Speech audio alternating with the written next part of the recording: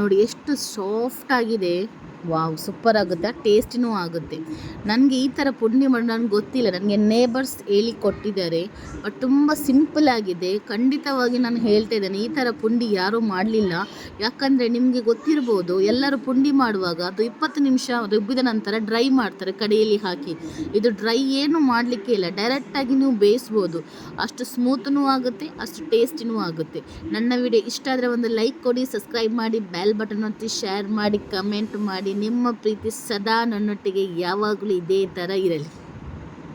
ಅಸ್ಸಲಾಮು ಅಲೈಕುಮ್. So ನೋಡಿ, ನಾನಿದು full day ಬೆಳಗ್ಗೆ ನಾನು ನೆನೆಸಿಟ್ಟಿದ್ದೀನಿ. ನಾನು ರಾತ್ರಿ ಮಾಡಲಿಕ್ಕೆ ಬೆಳಗ್ಗೆ ಎದ್ದ ತಕ್ಷಣ ನಾನು ಇದು ನಿಮಗೆ ರೇಷನಲ್ಲಿ ಅಕ್ಕಿ ಸಿಗುತ್ತೆ ನೋಡಿ, ದೋಸೆ ಮಾಡುವ ಅಕ್ಕಿ, ಅದನ್ನು ನಾನು ನೆನೆಸಿಟ್ಟಿದ್ದೀನಿ. ಮತ್ತು ಇದು ಬಾಯ್ಲ್ಡ್ ರೈಸ್. ಆಮೇಲೆ ನಾನು ತೆಂಗಿನ ತುರಿಯನ್ನು ಇಟ್ಟಿದ್ದೇನೆ. ನೀವು ಎಷ್ಟು ಅಕ್ಕಿ ಹಾಕ್ತೀರ ನೋಡಿ, ಅಷ್ಟೇ ನೀವು ರೈಸ್ ಹಾಕಬೇಕು. ಮತ್ತು ತೆಂಗಿನ ತುರಿ ಸ್ವಲ್ಪ ಜಾಸ್ತಿನೇ ಹಾಕಬೇಕು, ಕಡಿಮೆ ಹಾಕಲಿಕ್ಕೆ ಇಲ್ಲ.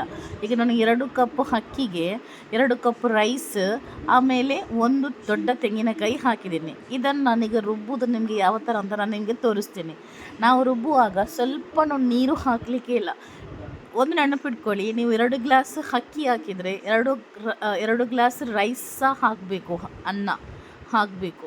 ಸೊ ನೋಡಿ, ಈಗ ನಾನು ರುಬ್ಬುದು ಇದನ್ನು ನಿಮಗೆ ತೋರಿಸ್ತಾ ಇದ್ದೇನೆ. ಸೊ ನೀವು ಫಸ್ಟಿಗೆ ಮಿಕ್ಸರ್ ಜಾರ್ ತಗೊಳ್ಳಿ, ಅದಕ್ಕೆ ನಾನು ರೈಸನ್ನು ಹಾಕ್ತಾಯಿದ್ದೇನೆ, ನೆನೆಸಿದ ರೈಸ್.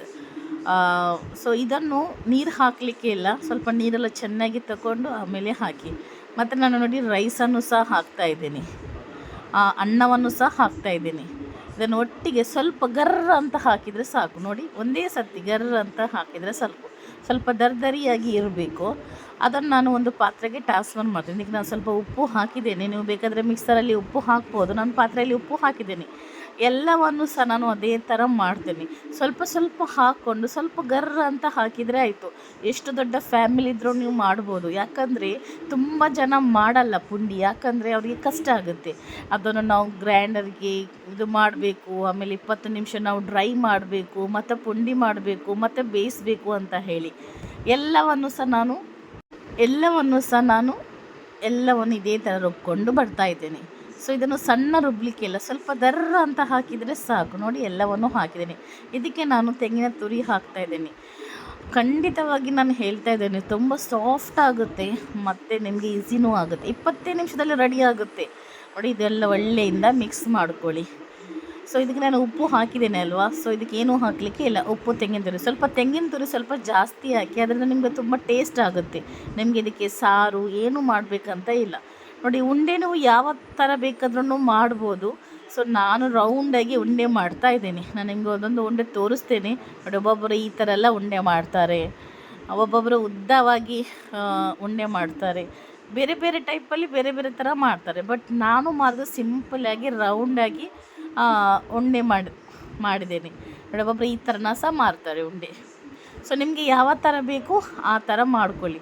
ಫುಲ್ ರೌಂಡಾಗಿ ಉಂಡೆ ಮಾಡಿದರೆ ಆಯಿತು. ಆ ರೌಂಡ್ ಉಂಡೆ ಮಾಡಿದ ನಂತರ ನೋಡಿ, ಇಲ್ಲಿ ನಾನು ಬಿಸಿ ಇಟ್ಟಿದ್ದೀನಿ ನೀರು, ತುಂಬ ಒಳ್ಳೆ ಬಾಯ್ಲ್ ಆಗಬೇಕು. ಆಮೇಲೆ ಈ ಥರ ಉಂಡೆಯನ್ನು ಇಟ್ಕೊಳ್ತೇನೆ. ಒಟ್ಟೊಟ್ಟಿಗೆ ಜಾಯಿಂಟ್ ಮಾಡಿ ಇಡಬೇಡಿ. ಒಂದು 5-6 ನಾನು ಉಂಡೆ ಇಡ್ತೀನಿ, ಯಾಕಂದರೆ ನನ್ನ ಪಾತ್ರೆ ತುಂಬ ಚಿಕ್ಕ ಇದೆ, ಇಡ್ಲಿ ಮಾಡುವ ಪಾತ್ರೆ. ಸೊ ಅದಕ್ಕೋಸ್ಕರ ಒಂದು 5 ಇಟ್ಟು ಆಮೇಲೆ ಕ್ಲೋಸ್ ಮಾಡ್ತಾ ಇದ್ದೇನೆ. ನಾನು ಅಷ್ಟರಕ್ಕೆ ಬೇರೆ ಉಂಡೆ ಮಾಡ್ತಾ ಇದ್ದೇನೆ. ಬೇರೆ ಉಂಡೆ ಮಾಡಿದ ನಂತರ ಪುನಃ ಅದರಲ್ಲಿ ಇಡ್ತಾ ಇದ್ದೇನೆ. 1 ನಿಮಿಷ ಸಾಕು ಒಂದು ಬಾಯ್ಲ್ ಮಾಡಲಿಕ್ಕೆ. ಆಮೇಲೆ ನಾನು ಅರ್ಧ ಗಂಟೆ ತನಕ ಅದನ್ನು ಬಿಸಿ ಮಾಡಲಿಕ್ಕೆ ಇಡ್ತೇನೆ. ನೋಡಿ, ಈಗ ಬೆಂದಿದೆ. ಸೊ ನೋಡಿ ಎಷ್ಟು ಸ್ಮೂತಾಗಿದೆ ಅಂದರೆ ಕೈಯಲ್ಲಿ ತೆಗಿಲಿಕ್ಕೆ ಆಗೋದಿಲ್ಲ, ಯಾಕಂದರೆ ಬಿಸಿ ಇದೆ, ತುಂಬ ಸ್ಮೂತಾಗಿರುತ್ತೆ. ಅದರ ನಿಮಗೆ ಚಾಯ್ ಇದ್ದರೆ ಸಾಕು, ಒಂದು ಪುಂಡಿದ್ರೆ ಸಾಕು. ನಾನು ನಂಗಿದ್ದು ಸಾರು ಮಾಡಿದ್ದೇನೆ. ವಾವ್, ಸೂಪರ್ ಆಗಿತ್ತು. ಖಂಡಿತವಾಗಿ ಟ್ರೈ ಮಾಡಿ.